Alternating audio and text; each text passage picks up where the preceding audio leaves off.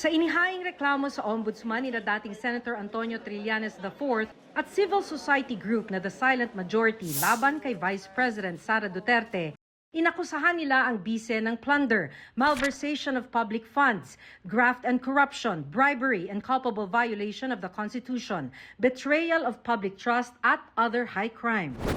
Hiningi ng mga complainants na mag-imbestiga ang Office of the Ombudsman at pagkatapos ay maghain ng impeachment complaint laban kay Vice President Sara Duterte. Ayon sa reklamo, guilty raw si Duterte ng graft and corruption, bribery at plunder dahil sa di umano'y maanumalyang paggamit ng 650 million pesos na kabuang halaga ng confidential funds nung kalihim pa ng DepEd at bilang Vice President. Naka-attach dito ang salaysay ni Ramil Madriaga, ang nagpakilalang dati umanong civilian intelligence agent ni Duterte at ng ama niyang si dating Pangulong Rodrigo Duterte at nagsabing naghatid umano siya ng pera mula sa confidential funds sa ilang individual sa utos ng bise.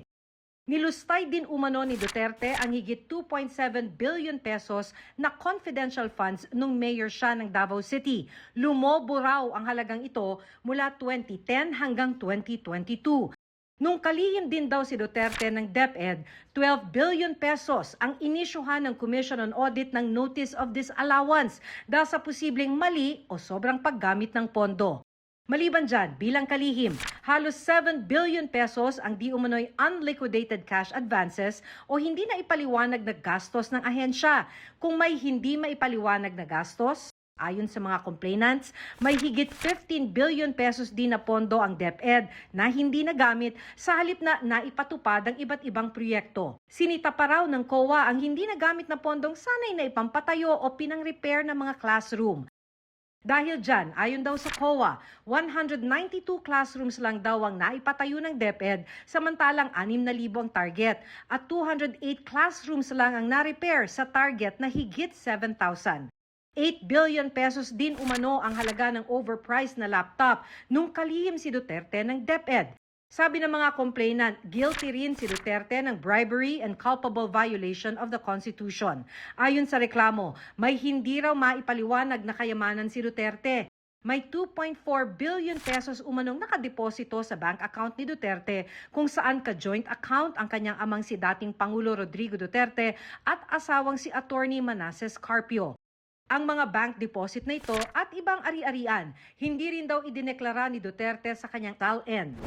Pagka binuksan yung bank accounts or galing man lang dun sa mga flagged transactions ng AMLAC, ito na hindi na nila maitatanggi.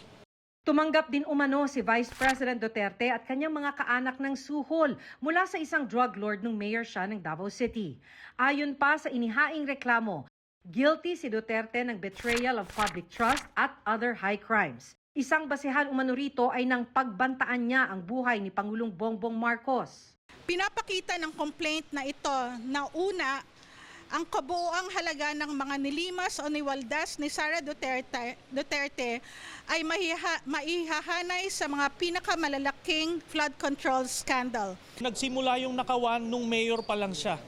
Sana naman daw, sabi ni Trillanes, aksyonan na ng ombudsman ang reklamo laban kay Duterte. Nauna pa raw sampahan ng ombudsman sa Sandigan Bayan si dating Senator Bong Revilla samantalang noong nakaraang taon pa may nakahain ng reklamo laban kay Duterte. Last year pa to sa Quadcom, hindi pa umuusad.